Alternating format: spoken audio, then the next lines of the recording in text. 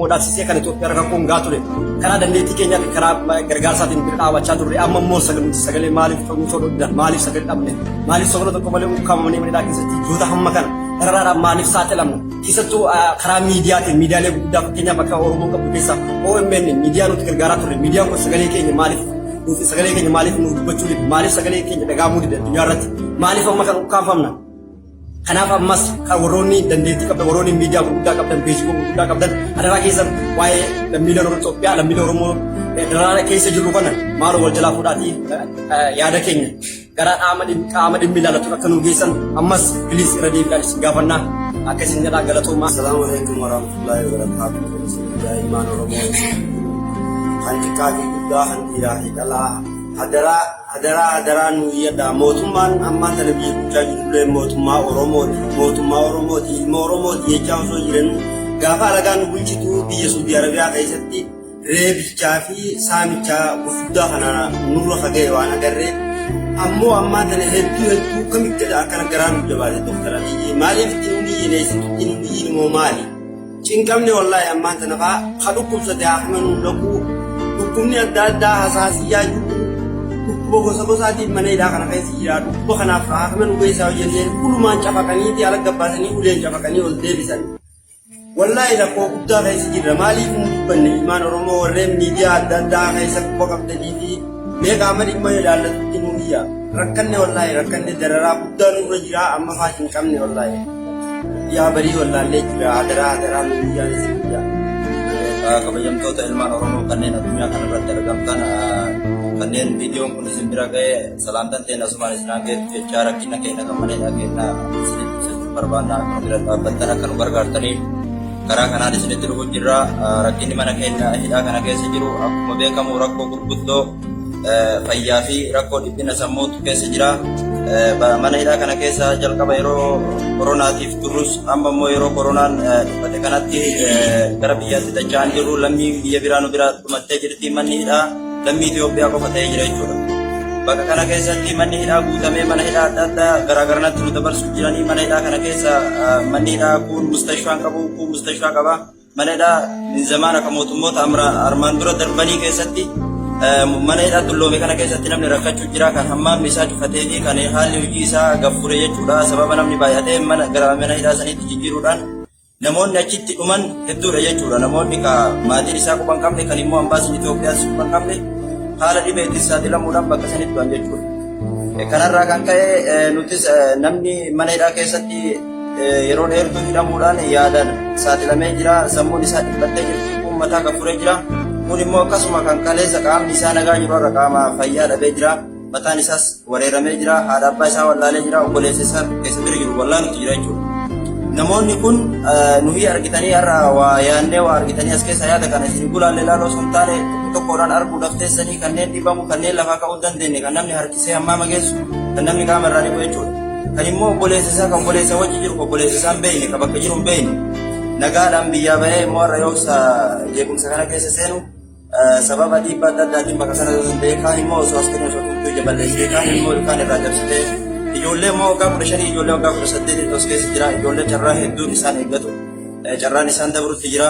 Akka please akka nu birmattan akka argitanii nu bira dhaabbattan akka sheer nu gootanii waliin nu dabarsitanii rakkoo kana keessaa nu baaftanii isin jenna. Please isinitti argamuu dhagama guddaadhaan waan kana faana buutanii walii daddabarsuudhaan sirriitti nu jala deemtanii nu hordoftanii akka rakkoo teenya kana keessaa nu baaftanii isin jenna. Qofoo dhaabbadhaa please sheer waliin godhaa isin jenna. Shamaar kabuulee akkam jirtan dhaggeeffattoota fi daawwattoota ijoollee mana hidhaa keessatti isin akkam nagaa fayyaa isin jechaa asumaan dhimma keenyatti seenaa. Dhimmi keenya waa hidhaa mana suuqii keessaati. Fakkeenyaaf abbaa hidhaa mana suuqii kana keessaan baatii 8 jira. Baatii 8 kana keessatti mana hidhaa bakka akkatti hidhamee jiru. Birmadhaa adaraa hamaalaadha nu birmadhaan isin jenna. Assalaamu alaikum warahmatullahi wabarakatuh. Assalamu alaikum warahmatullahi wabarakatuh. Ilmaan Oromoo fi nagaa fayyaa keessatti jirtanii. Akkuma namni naguraas dubbatanii turanii rakkoon keenya kun rakkoo cimee dhufee jira. Rakkoo kana gartee walitti daddabarsitanii dhumagaati. Waan amma ta'amu jiru huccuun illee akkanatti kun olurra dhumatee kana malee qabu amma tun hoggaan irraa dhumte hafa jecha akkanumatti namni akkaataa taa'u dhabneeti mana hidhaa kana keessatti hedduu rakkannee wanta jirraati. Hinjireen fittee namni hinjireen fittee gartee wanni hundi gartee gaati silaa akkuma beektanii obboleeyyan keenya isinii dabarsanii jiranii. Akkuma sani kunoo gaa namni gargaarulleen ijoolleen teenyallee kunoo mana hidhaa baatii meeqii hidhamne taa'u jirra. Ijoollee teenya gaa rabbuma bira jira, rabbuma jiraachisutti jira. Akkaataa isaan itti jiran waan isaan kee jiranuu hin beeknu. Teenyafuu kunoo rakkannee akkanatti jirra. Rakkoo cimtu harkaan qabaa nuuf dirmaddaadha kan isin jennu. Maal jenna gaa kanatti naansinee namni gartee hoggaa yoosatee hoggaa wanta ta'ee sagartee waan takka haakiman argatu. Namni akkuma gartee duraan himame sanitti rakkuma cimtuun nurra jira. Rakkoo kana inshaallah akka nurraa furamu nu gargaaradha isin jenna. Assalamu alaikum warahmatullahi wabarakatuh. Akkuma jalqaba irratti isin ibsuuf yaallatti namoonni argitanii yeroo haala jiran dhibee adda addaa dhibee tiruu dhibee kalee argitee dhibee sukkaaraa qabantu jira karaa fi argitee TB adda addaa dhibee adda addaa qabantu as keessa jira. Yeroo jalqabaa dawaan tajaajilaman jechuudha. Har'a immoo carraan isaanii godhee mana hidhaa keessa jiru. Namoonni kun addan jiraatanii namaa wajji jiraatanii dhibee namarraa nama dabruutu keessa jira jechuudha. Namoonni kun walumaan jiraatanii waliin nyaatanii waliin dhuganii ammaa mata akka fayyadamanii dhibee adda addaatiifuu wasaaxiluudhaaf lubbuu mateen kanaa dhabuudhaaf deemaa jirra jechuudha. Akkasuma dhibee hooyitoo dhibee adda addaa dhibee waan isaan beekne sababa qilleensa dhabuutiin sababa aduu dhabuutiin qaamni argitee kaleessa haala ture har'a immoo mana hidhaa keessatti bifa biraa baasee jira bifa biraa jijjiiratee jira. Namoota argitanii gana akkuma isin mul'ifneen akkuma ni argitanii isin argisiisuudhaaf deemna. Akka nu bira dhaabbattan waan kana akka immoo argitanii nama rakkate tokko yookaan waa itti dabalee waa himu waa itti dabalee waa gochuu osoo hin taane nuti awwala koronaa seenee yennaan rakkoon seenaan addunyaa mara galteennee argitanii obsuuf turre yeroo dheeraadhaaf obsinee har'a geenye yeroo immoo sabni biraa nu biraa buqqa'ee galee jira har'a dhufu boruma nu duukaa nu biraa baya laallee ijji teenna imimmaan hin maramti. Nutis osoo biyya qabnu akka nama biyya qabneetti jiraataa jirra. Biyyi teenna biyyuma teenna waa'ee siyaasatii miti wanni biyyaa nu baases carraa jireenya carraa qabna jennee dalagannee argitee bakka tokko keenna jennee biyyaa baane malee of jijjiirra jennee maatii keenya jijjiirra jennee biyyaa baane har'a immoo carraa kana mudanne Idis yeroo kanatti akka nu bira dhaabbattan namoota hedduutu mataa dhabu jira. Wallaahi ijoolleen irratti xiqqoon ijoollee yaada kan qabne miidhamuu jiran jechuudha. Sirriitti miidhamuu jiranii namoota mataa gafuura waan goonu dhabnee hojii rakkachuu jirra mustashfaan geessanii sirriitti akka argitanii nu bira dhaabbattan ilaaltanii argitanii akka callifnee akka qoosaa isinitti hin fakkaanne nuti immoo telefoona kana hannaa seensifnee telefoona kana dhabuu dandeenya irra deddeebinee isinii waraabuu dhabuu dandeenya sirriitti faana buutanii akka dhimma keessaniitti akka nu afoo dhaabattanii sirriitti nuuf dubbattan baay'ee isinirraa eeggannaa sirriitti nu afoo dhaabbattan jala deemaa nu hordofaa amaanaa isinitti dhaammannee jirra waan sabni safarraa qabu waan lammiirraa qabdu isinirra kaayyannee jirra hayyoonnis akka nu bira dhaabbattan amaanaa akka lafatti nu ganne isin jenna keessaa nu baaftanii isin jenna afoo dhaabbadhaa piliis sheer waliin godhaa isin jenna. Ashama harka fuulee akkam jirtan dhaggeeffattootaa fi daawwattoota ijoollee mana hidhaa keessatti isin akkam nagaa fayyaa isin jechaa asumaan dhimma kee jedhu seenaa dhimmi keenya waa hidhaa mana suutii keessaati. Fakkeenyaaf amma hidhaa mana suutii kana keessaan baatii 8 jira baatii 8 kana keessatti mana hidhaa 10 hidhamee jiru.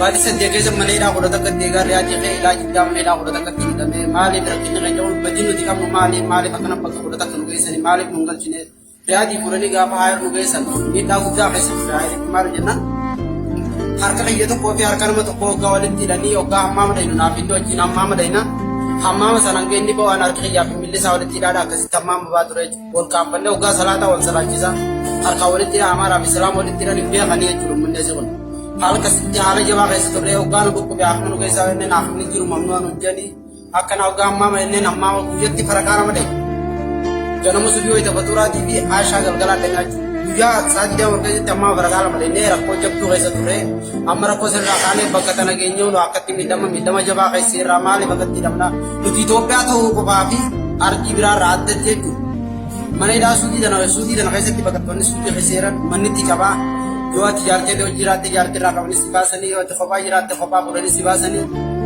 salimu Lamni bira makanya Bangali bukan Bangali mana tincap saja cu, Hindi mana tincap sama Masri mana tincap satu tu, Ethiopia bukan mana tincap sani mana kudani, Oga kudani terbani cu, ya asal itu. Baka kuda takat tidak le, baka kuda takat tidak sarap pojok tu guys, tu Mali orang tu Mali ni, orang ni rampat, orang ni rampat, anggar abis jual kamu tu kenya cu. mootummaa kana maaliif nuuni jenne moo nama firri isaa mana hidhaa kana keessa hin jirre jira moo Oromoo nuti isinii firraa nu dhiise moo maaliif akkatti rakkoo jirtu sana keessa nu jirtan nuti Oromoon ta'ini moo nuti Itoophiyaan ta'ini moo Abiyyi nu maaliif firraa nu dhiise maaliif akka isaan nu galchine rabbi yaatii nu jedhaa sagalee nu ta'a maaliif sagalee nu taane BBC OMN OBS kanneen BBS miidiyaa shabboo miidiyaa jechuudha maaliif sagalee nu taane ammallee sagalee nu taa'adhaa sagalee teenya tana dhiibbaa mootummaa irra goraadhaa haalatti galu warri biyya keessaatiin ta'e warri biyya ala jirtan dhiibbaa mootummaa irra goraadhaa asirraa kaaftanii akka nu galchisan hin jaagalatamaa.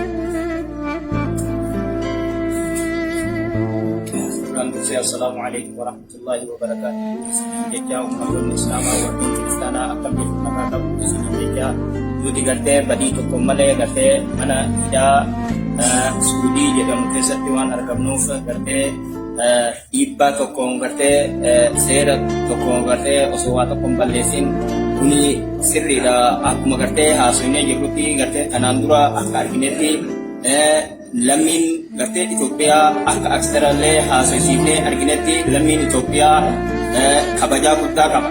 Kanaafuu gartee yeroo gartee Oromoon ce'umsaa gartee hanga tokko argatte jennee gartee carraa argatte jennee yaallutti gartee miidhamni kana gahe maaliif nurra gayaa kan jedhu. Lammata ammoo manni hidhaa gartee guutamee warri huduudarraa makiinaa keessatti ji'a gartee jaha tokko hidhamee qorraa fi gartee aduudhaan miidhamee kan makiinaa mukayyafan qabne makiinaa keessatti gartee nama hidhamuu gartee hin agarre jechuudha. Wanta kana ta'eef gartee warriin gartee biyya alaa jirtanii fi uummanni Oromoo warriin gartee biyyoota keessa jirtan akka nuuf birmattan isiniin jechaa gartee kanumaan isin gaafadha. Kanaan dursee ammoo dhaabni gartee Dr. Abiyyiidhaaf an dhaamu yeroo duraa gartee yeroo mallas wayita gartee uummanni asirratti miidhaan irra ga'u gartee sijaaraa Finfinnee irraa qabsiifadhe sirratti dhaamsa jedheenii gartee itti himaa ture. Maaf kana ta'a yeroo Hayilamaariyaamillee waan kana hin ta'iniif ammaaf Dr. Abiyyi maaf akkanatti nu laala jechaa kabajaadhaan isin gaafadhaa jechuu barbaadeetti galatooma.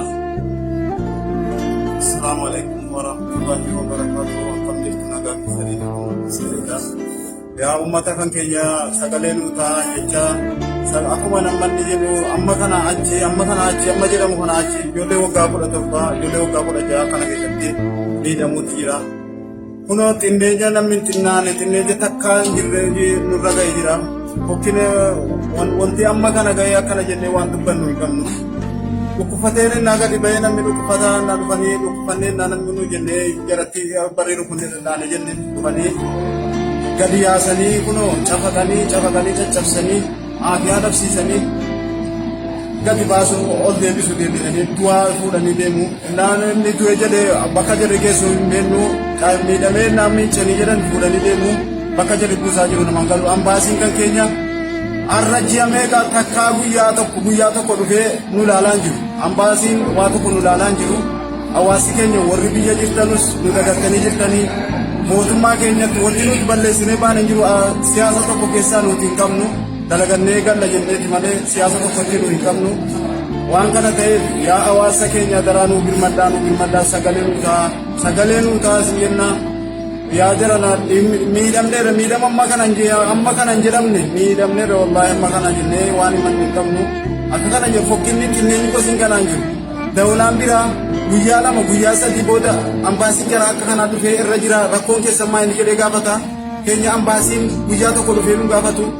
Amma jarri akka kana nama rukutu amma kan jarri nama cafa kutuu ambaasiin jiraatee dhufee ambaasiin rakkoo maal rakkataa jirtu tuu ambaasiin nu jedhee amma kana xinnaan amma immoo nyaataanis miidhamee jira qoonqoo hin qabu bukuttaan akka kana rakkoo tokko jawwaalillee ol seenuudhaaf rakkoo himatu jechuudha. Jawwaalonni seenuu sifamu amma kuma kana baangaaliirraa haaluma adda ta'een malaan ol seensifamee fuudhamee isa fuudhan jedhanii amma sagalee gadi himachuu jira. Amaanaadha daraan hubatinaa yaa ilmaan Oromoo kiristaana islaamatu hin jedhamin kun amma sabni kana keessa dhibeen jiru Itoophiyaa fichaadha wanti mana kutaa namni 50 hidhamu hubeetti nama mana 50 namutti nama 150 walirra ciibsanii kun akka qoratiitti walirra ciisee akka qoraan mana.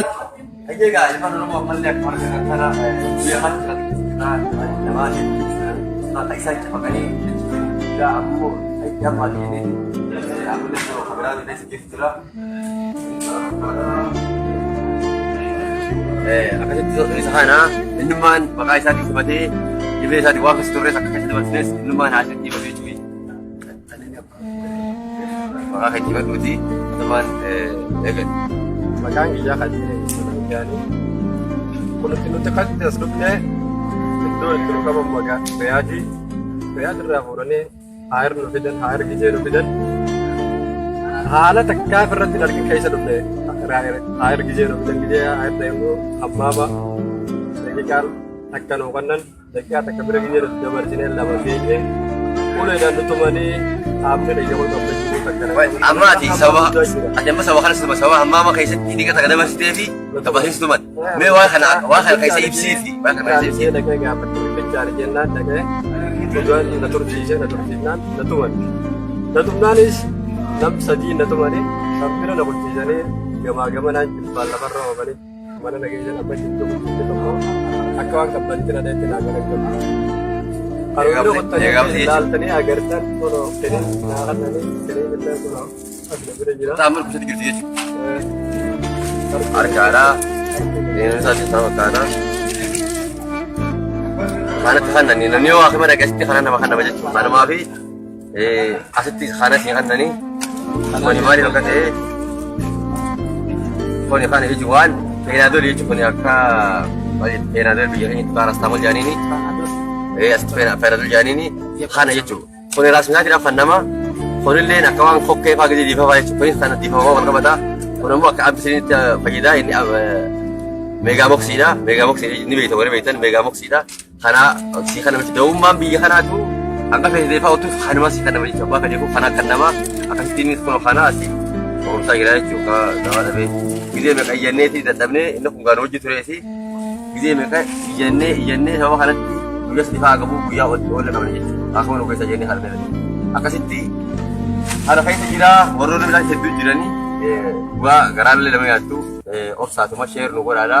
Kabiraatti sammaas itti daballee harka jiru deemutti biraan ga'eenyaa maaliif mana kana kana carraa kan malee mana biraa keessatti wallaahi dhugaan isin jaa nama miila laabshawee jira nama gurri dhugaan duudee jira amma inni maa kun gurrinis fayyaan qabu gurri isaatis fayyaan qabu akkasumas caalisa kun biyyi tokko irra fayyaan qabu jechuudha biyyi isaa tokko irra fayyaan qabu maaliif achirraa qabbatti dhufite gaafa haayee wanta jechuudha akkasitti warra mana biraa dhuga isin ga'uu hin dandeenye maaliif bilookii keessa jiru qofa mana keessa jiru qofa isin ga'uu dandeenye malee mana biraatti isin ga'uu hin dandeenye kanaaf akkasii nu hubattanii kan kun akkanaa manni biraa maal keessa jira beekuu qabdan dhugaadhaa kan namni biraa dhumee jira kan namni bishaan itti biraa ifa ajjeesa kan isaa biraa ifa ajjeesa obboleessa biraa ifa ajjeesa bishaan itti fannise jechuudha kan inni akkasii ifaa turan garuu gaa akka carraa ta'ee mana buunee nu qofaa taskaa isaa bilbila kan argatee carraa kan dubbifatan argatee akkasii nu hubattanii isaan saniif ta'ee yaaduu qabdan qabana kanaa homaa rakkoo qabu yeroo wayya jechuu barbaadeen kan dubbiin hamtuun warra jitu jira akkasitti bilis Oromootii bakka jirtan irraa sheer nu godhaa jechuu barbaadee ammallee tokko si daballeetti biyya keenya irraa kan golamnaa ammallee jiraas heddudha dhimmuugaa jawaala kana jechuun yeroo kanattis yeroo kanas waan qusannuu fi yeroo sitti barbaadeeti akkasumas waan hunda ofirraa haasawaa ooluunis bu'aa qabdu qabdu amma bookee kan inni itti garsiifna amma tokko jira obboleessa keenya kan yeroo dheeraa dhibamuu ture jechuudha yeroo dheeraa dhibamuu ture dhiiga fincaanaa akkamitti akka dhiiga fincaanu immoo akkamitti yeroo dhiiga barii kunuutan kanaas simarraa qabdanii obboleessa keenya viidiyoo waraabuu jira viidiyoo afaan Oromootti waraabuu jira kanaafaa eegalte akka uummanni addunyaan argee uummanni addunyaa akka sagalee nu ta'uudhaaf viidiyoo waraabuu jira gargurun yoo baay'ee argaa jira galtoota baay'ee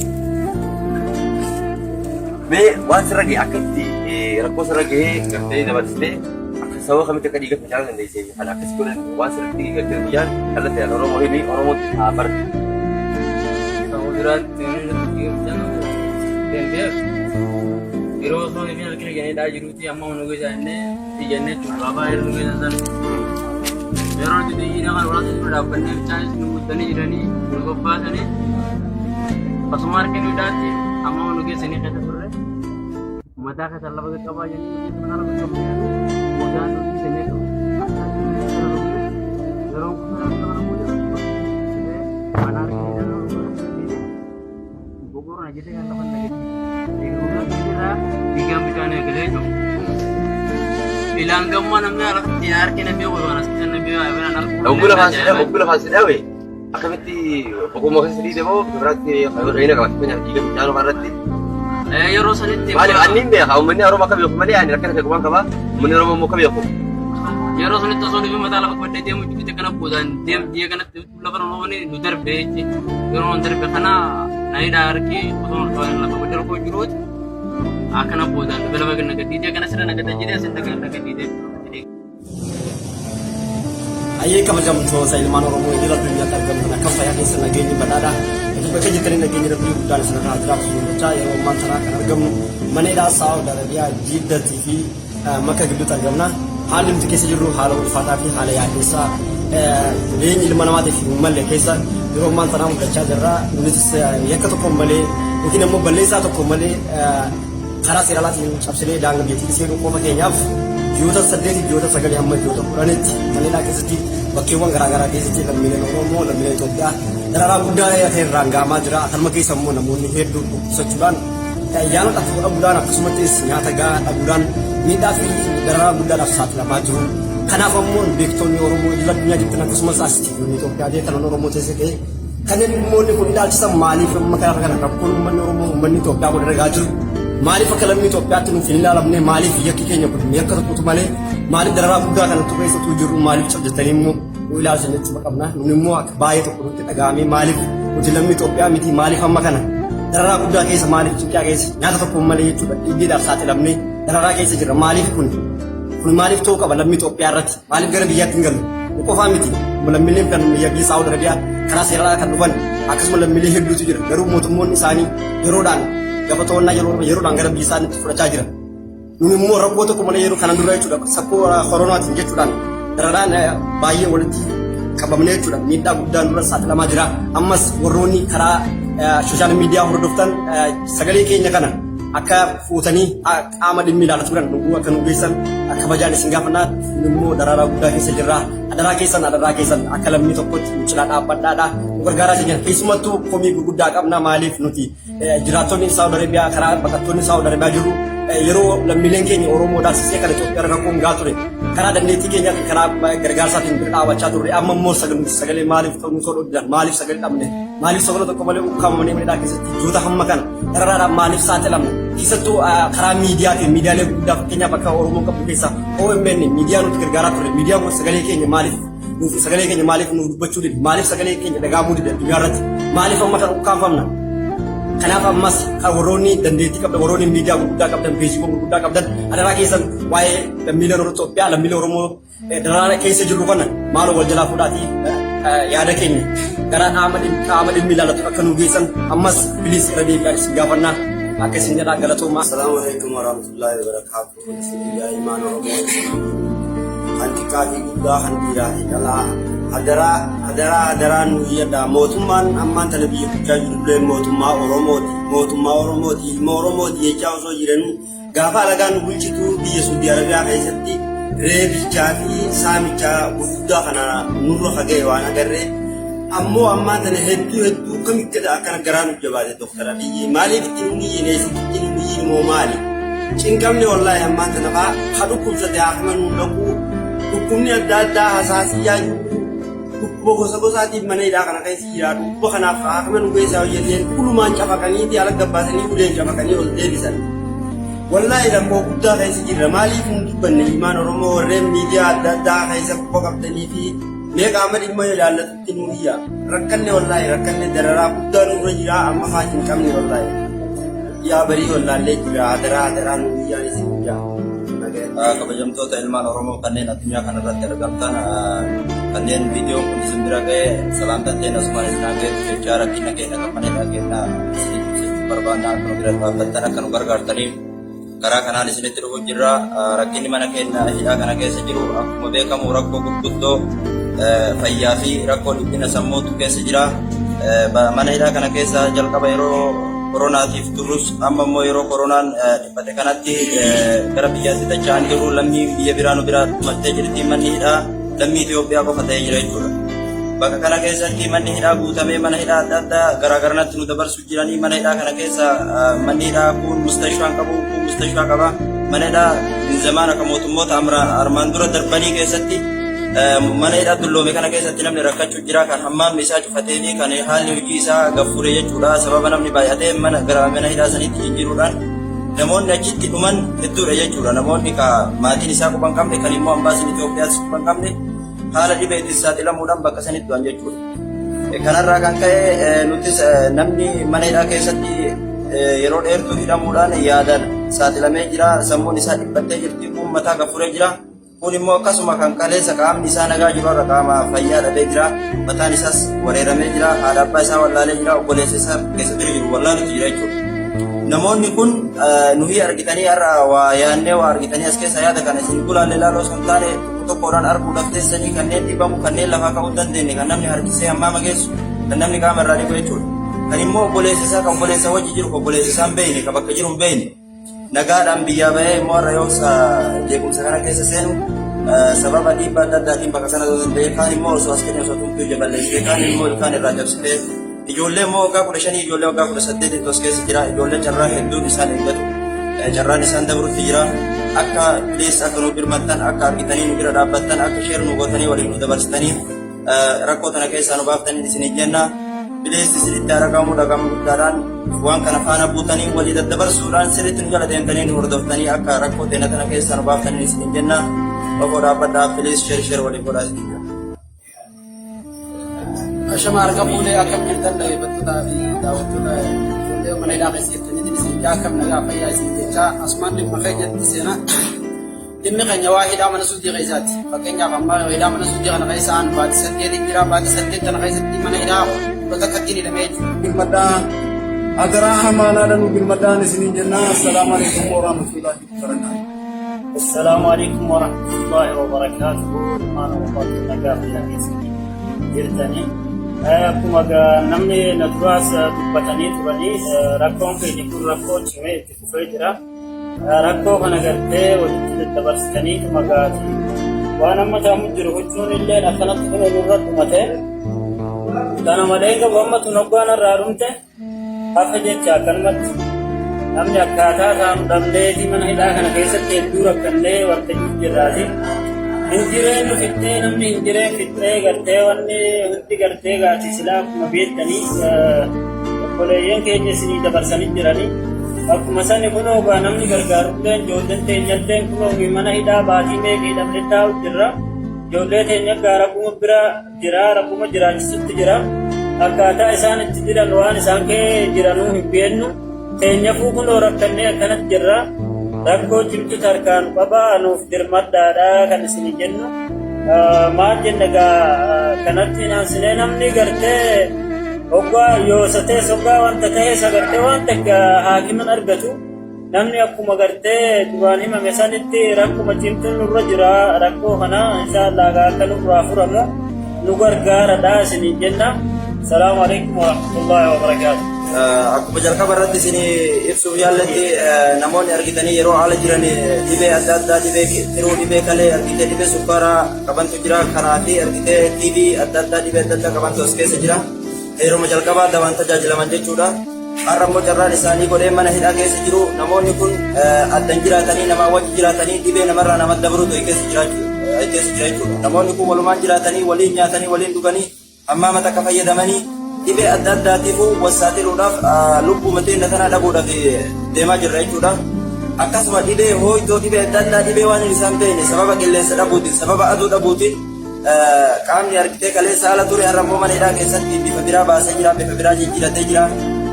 Namoota argitanii gana akkuma isin mul'ifnenneen akkuma ni argita jettanii ni argitanii isin argisiisuudhaaf deemna. Akka nu bira dhaabbattan waan kana akka immoo argitanii nama rakkate tokko yookaan waa itti dabalee waa himuu waa itti dabalee waa gochuu osoo hin taane nuti awwala koronaa seenee yennaan rakkoon seenaan addunyaa mara galteennee argitanii obsu turre yeroo dheeraadhaaf obsinee har'a geenye yeroo immoo sabni biraa nu biraa buqqa'ee galee jira har'a dhufu boruma nu duukaa nu biraa baya laallee ijji teenna imimmaan hin maramti nutis osoo biyya qabnu akka nama biyya qabneetti jiraataa jirra.